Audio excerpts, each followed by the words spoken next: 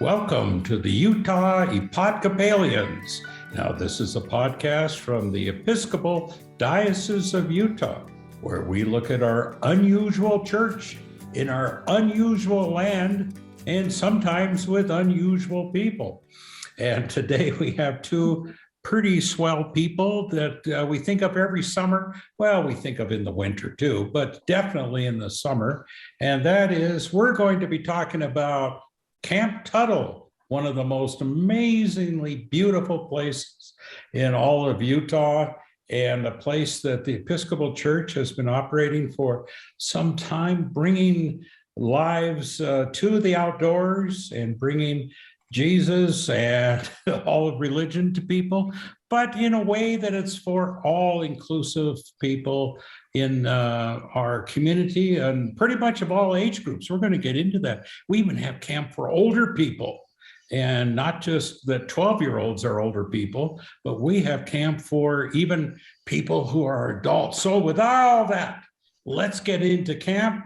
We have Karen Gleason, who's our youth minister, and she is known by her camp name as Shine. We'll get into that too. And Fretz, who obviously plays the guitar, Ingrid Van Satten. So let's get going, and let's ask, first of all, tell us, okay, camp is back in business. We've had the pandemic. We've been having camp, but not exactly like camp as we know it. So what do we have for this year? Really looking forward to a full camp. We're reintroducing our 3rd and 4th grade camps, which we haven't done for a couple of years now. So we're super excited about that. Yeah, if you're a rising 3rd or 4th grader, you can join us at camp for 2 nights. So it's just a little short, sweet taste of camp and a first experience on your own in the outdoors. So that should be good. The summer itself is bookended with 2 family camps, which is a way for families of all ages, intergenerational groups to come and join us at camp for a taste of what it's like. Well, let's start right there. Family camp. So does that mean now that the whole family comes and does wood carvings and makes leather belt loops and things like that? Well, yes, all family members, all ages are welcome, but we do not do wood carvings or leather belts, but we do have a lot of fun things for all ages. So that is a great opportunity for multi-generations to come together. Also, our first camp is really nice, the family camp, because it gives the opportunity for families to come that might not have come before with little kids that are maybe a little apprehensive, and then they can see how awesome it is and meet the staff and come back. So wait a minute. So camp has changed. You no longer like get little blocks of wood and make little, sizzling things on them and stamps and make leather. It's changed since 1950s. Just a little. Just a little. Well, and that's probably a good point to get into too, and then we'll get more into your schedule. But the philosophy of camp now is more than just activities and crafts then, right? I mean, you want them to learn about the outdoors, the environment, and things that actually are citizenships type stuff too. Huh? Yeah, our mission at camp, while it's remained the same kind of on paper, the way that it looks in real life and the things that we're doing with kids is just slightly different. And, camp itself offers a really great opportunity for kids to connect their minds and their bodies and their spirits while they're in the outdoors. And we're really taking a focus on that this summer. We've hired a mental health advocate to be with us on summer staff this year, and her name is Jordan Murphy, camp name to come. And she is a grad student at Westminster. And she's going to be with us on staff to help us support camper and counselors' mental health throughout the summer and engaging in therapeutic techniques alongside staff. Wow. So all these things, because, we are aware that the pressures on children today are just amazingly complicated and sometimes sad. And of course, we don't have to go too far back in our news to see some of the things that have created a lot of anxiety. So camp isn't just a place where they can kind of relax and walk through the woods. It's a place where they can kind of gather some thoughts then, huh? That's interesting. Also with reconnecting with nature. And also we have our clergy. Each week we have a new clergy staff member that comes, and actually not always staff, sometimes they just volunteer and take their vacation time to come with us, be our clergy for the week. So they're also there with us, providing spiritual support, and we have evening chapel with singing around the campfire. We have morning prayers, things like that. So we touch the spirituality, the mental health, the nature, and recreation, fun, meeting new friends. So it's the place to be. It really is a place where a child can be themselves in their entirety, all facets, emotional, spiritual, physical, and they can really connect to those. So. I jumped ahead on some things here because one thing that just occurred to me, we talk about Camp Tuttle as if everybody's been there, as if everybody's seen it. And those of us who have worked with the diocese for years, and we know it as just this incredible, special place. But there are probably a lot of folks out here that are going, now, wait a minute, Camp Tuttle, is this in the front yard of some church, or is this like a vacation Bible school or something? But can you just tell us, that is absolutely one of the most phenomenal pieces of property in Utah, in Big Cottonwood Canyon. And just sort of, why don't you run us through a little tour that if we just arrived at that big gate that says Camp Tuttle, on what we see, what are the buildings, the facilities, the lake, the moose, and describe where the moose are and where the rope course is and all that. So can you just walk us through camp?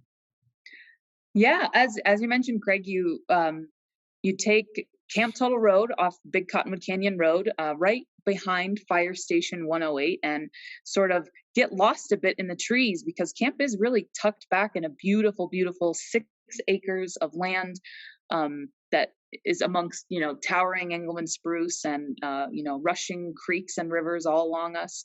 As you walk through the camp sign, you'll notice our big eating facility, our lodge, and it's sort of like the heart of Camp Tuttle. It's where the kitchen is and a lot of the gathering takes place.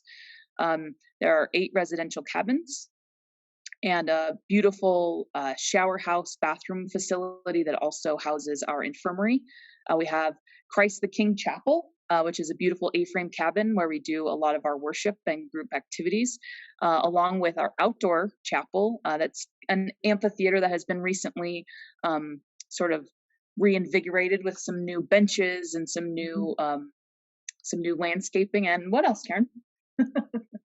Volleyball, gaga ball, challenge courses, ropes courses, all the fun stuff. So these are the things that make the kids active, of course. And then we have a pavilion where we have an outdoor area seating where the kids can come in, and youth and campers, and just hang out. Sometimes we've had couches there. Last couple of years we haven't, but you just can hang out underneath there, and you can do crafts. And the rock climbing wall. Oh, the rock climbing by the wall. river. Yep. So we have lots of recreation as well. Now, where do you keep the moose? Well, I know we have some deer that sleep under the chapel. So they're there every year. Mama doe and her babies are there every year under the chapel.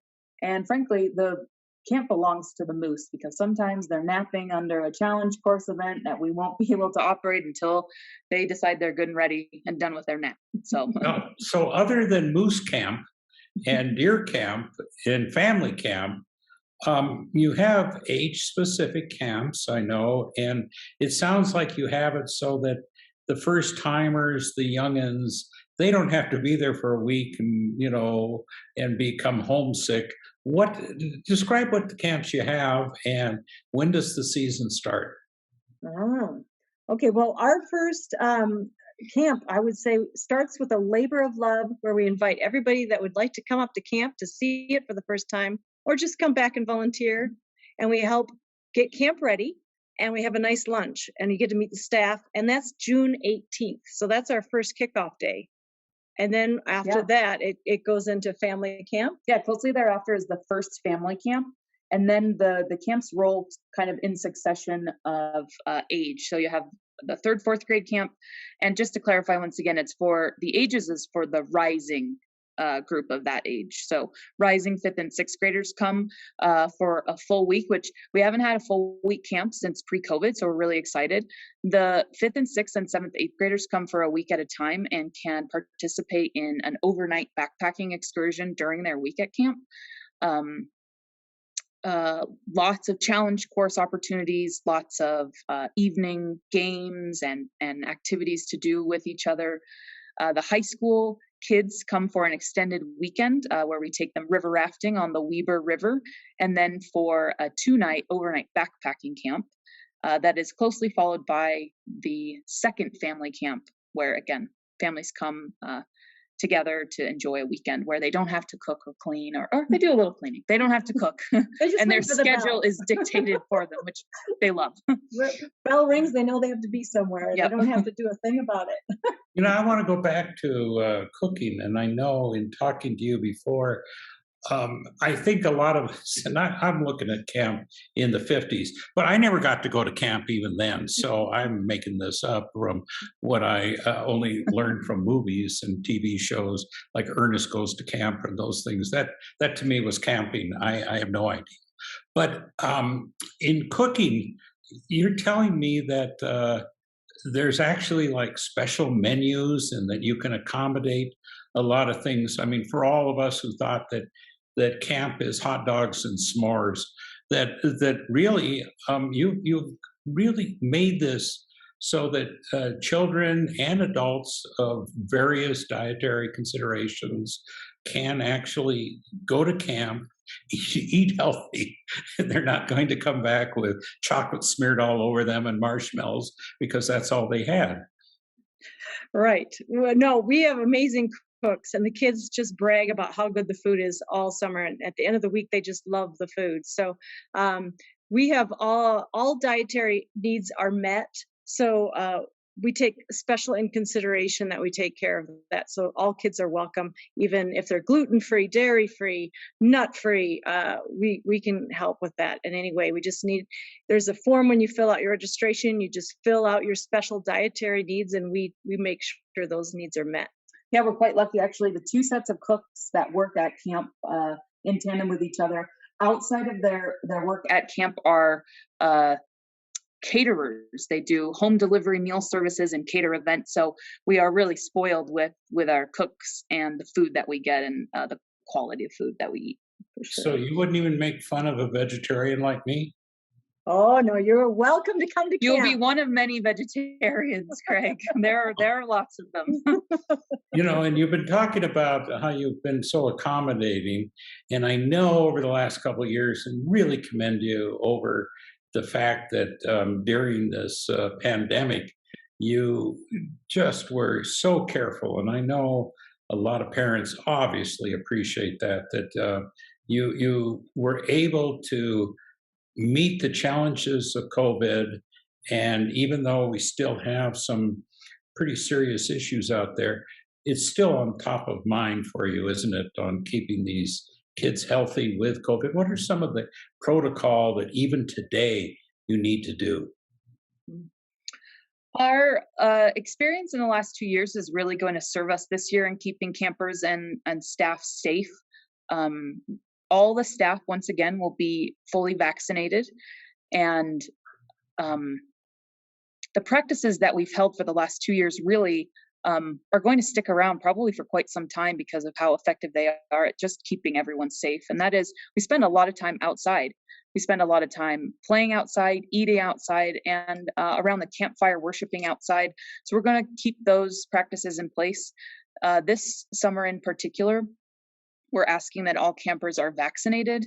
And if they're not, we'll require proof of a negative COVID test within 48 hours of arrival, and have hundreds of rapid tests for on-site testing as symptoms occur and as campers and staff get to feeling fevery or stuffy, that kind of thing. So yeah, so we'll keep them nice and safe. That's the goal. Yeah. Well, and I think that's deeply appreciated. We talk so much about camp, and I know you're an expert in ropes coursing. I know that you've taken like these types of courses and whatever. I don't even want to know what you do on a rope course because I know that it sounds like, whoa, that might be something better if you're 12 years old than when you hit my age. But I think that it's been wonderful that you've looked at some of the modern issues that children have had, whether it's food, whether it's you go into mental health. What made that decision to add a mental health specialist to your camp roster? It seems like a remarkable thing that you're doing, but what led to that? I think really just seeing the needs of our campers develop in the last handful of years. We see a need for kids to understand how to regulate their emotions, how to identify their emotions, how to handle big feelings and big events and occasions like they've gone through quite a bit the last number of years.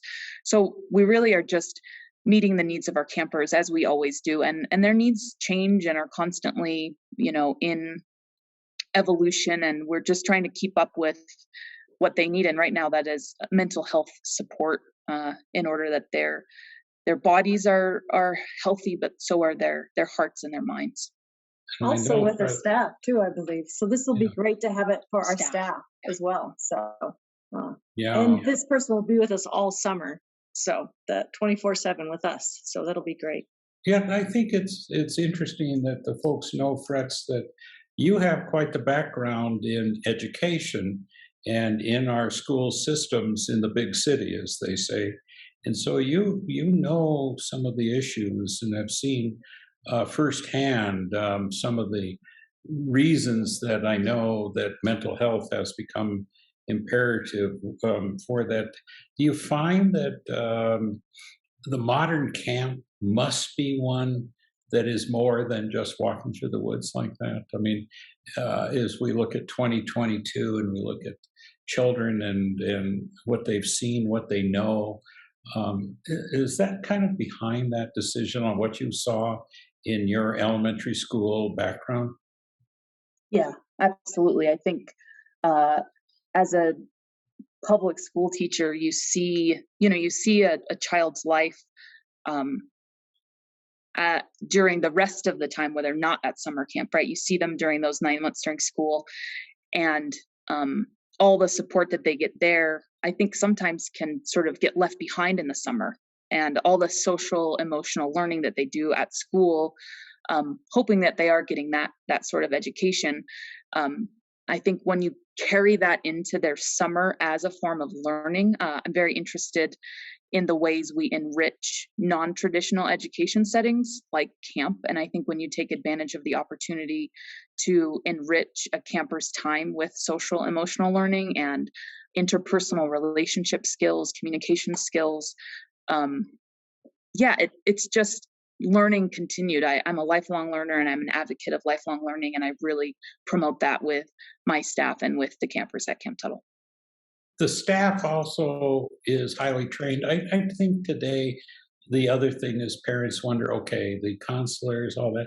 These are remarkable young folks that have been vetted. They've been background checked. I mean, your kid is safe, right, at camp, or as safe as we possibly can make it. I think that's important to know that just as I know some of our park employees are now highly trained, vetted, and all that, but that a parent sending a child to Camp Tuttle is going to have that child around people who have been trained, have been vetted, have a lot of things that they'll be safe with. Yes, and we also, all staff is required to take a training program called Safeguarding God's Children. So we all go through that training together. And also we have an extensive staff training. It's almost 2 weeks. It's like 10 days long where we go through we cover all things from safeguarding God's children, plus inclusivity, love and logic, mental health, spirituality, and some more trainings onto that to make sure that our kids and our staff stays healthy, because we have to stay healthy in order to give to our campers and serve others. So if we keep ourselves healthy, we can also keep campers healthy as well. A couple of years ago, we had a parent inquire about, sort of the nature of staff training and who's going to be working with my child. And as a part of our response, Karen and I were talking about the years of experience on the camp staff. And right now with Karen's 16 completed, yeah. Almost 17 years, and my almost 14 years experience, plus a number of our staff members coming back. Like the amount of hours we have spent working with children at camp it's in the thousands of hours. And it really is, I hope it gives parents a peace of mind to know that when you send your child to camp, you are sending them to camp professionals and professionals in this industry. Let's talk about some of the kids that can go to camp. Now, we talk about this as part of the Episcopal Diocese of Utah, and we have a number of children in our diocese, but you've opened camp up to a far more inclusive group. I mean, I know we pride ourselves on having an inclusive church and all that, but somebody listening to that doesn't have to say, well, my child hasn't gone to Sunday school 51 of the 52 weeks, only missing a week because they were in camp. But you are pretty inclusive on who goes to camp, aren't you? Yeah, and I think, working toward even more so, even more inclusive. We have policies this summer being released surrounding gender inclusive housing. And for the first time, we'll offer housing and cabins for all genders and gender expansive campers, siblings who want to bunk together, friends who want to bunk together of different genders, non-binary, trans campers, folks who want to support their non-binary or trans friend, or siblings that want to bunk together. So this is a big step in our world and in the camp world, and we're really hoping that it furthers our mission for inclusivity by opening that to a number of LGBTQIA+ campers who may have felt a little restricted in the past. That's great that you, again, and widening the net, as they say, to include one. And certainly parents have something to do with that, right? I mean, you work with parents on all these types of things, don't you? Yeah. Listening to the needs of the community, also involving trans and non-binary counselors and folks from our community to help make these decisions and write these policies, I think has been really important in lifting the voices of those who have felt unheard in the past. So yeah, I remember in the past having lots of parents ask about siblings being able to stay together, or best friends. It's their first time at camp, but they really wanted to stay together, and we couldn't accommodate that. But this year going forward, we're going to be able to do that. So, wow. So, are you eliminating homesickness then? I don't think that'll ever go away. Now, we've talked all the modern things. Now, I gotta believe there is still going to be some little kid that is going to be homesick after about 15 minutes. That is, I think, a universal emotion in summer camping is that homesickness. And it is one of the really big topics during staff training is how do you keep a kid from feeling homesick, and once they're there, how do you get them out of it? Well, it's kind of like clockwork when you know it's going to happen. It's usually in the evening when they're tired and they've had a big day, and those are the symptoms, right? You're tired, you might be hungry, and all of a sudden you're sitting there and you're thinking, but I could be home with mama, but that's great. But we all just offer ideas of what are we going to do tomorrow? We have exciting things tomorrow. Yeah, what are we going to do? What are we looking forward to? What did we do today that was so great that you can't wait to get to tomorrow? And so that's the key time in the evening is all about caring and distraction. Oh, this is good to know, because this will help for those of us that work at the diocese, because come Friday night, I become so homesick about working at the diocese. So I should just look upon what can I do on Monday that will be just as exciting on what I did on Friday, right? Just as exciting. Exciting. Okay, well, I'll try that. This is good. Now, I can't go without asking a couple things, and then we have Brianna of our staff too, that I'm sure is going to ask you a question or two, because she's actually young and didn't go to camp in the 50s. And as I say, I didn't go in the 50s. So someday I got to go up there, and I have to at least feel, because how can I go through life of never having been at camp? So, but anyway, before we get there, okay, the name Shine. Tell me about that. Oh, Shine. Okay. So when I was young, my nickname was Shining Star. So I just kind of carried that through life, and it's amazing how it came back to camp, and it just got shortened to Shine. So you got to bring shine, joy, love, happiness, and Her strong Wonder Woman hair just shines everywhere. Yeah, well, that was an added bonus. Yeah. No, and I know that everyone knows you. I mean, I think I worked at the diocese for years before I knew you had a name other than Shine and Frets. So, you know, everybody just said when we were hiring Frets that we're going to hire, and I just and now that I actually know you have a name, Frets works better, doesn't it? Yeah. Yeah. And I need a camp name someday, so that when I come up for my one day, so I can just go through camp, and that I can say I've gone to camp. But we'll work on that later. So, but it's been fascinating just to hear the evolution of camp. That it's still wonderful. It's in the mountains. It's probably one of the nicest Episcopal camps anywhere. Certainly, it's a treasure. Acres and acres right above where Solitude is and where the lake is, and you couldn't find a nicer location.